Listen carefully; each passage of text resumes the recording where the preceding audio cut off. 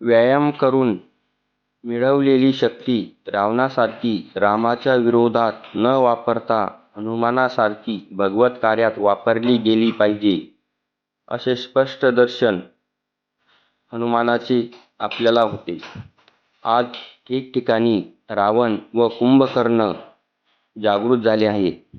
अशा वेळी रामाचे काम करणाऱ्या हनुमंताची गरज आहे. रावणी विचार व वृत्ती यांचे दहन करणाऱ्या वीर मारुतीची गरज आज आहे. रामाच्या संस्कृतीचे रक्षण करणाऱ्या दास मारुतीची आज समाज मागणी करत आहे.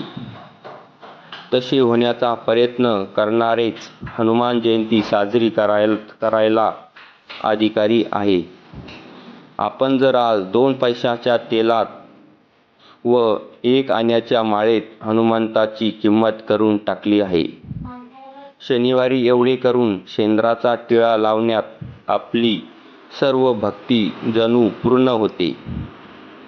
रामाच्या सेवकाची व सैनिकाची ज्यावेळी गरज आहे अशा वेळी आपण झोपून राहिलो तर ते चालणार नाही.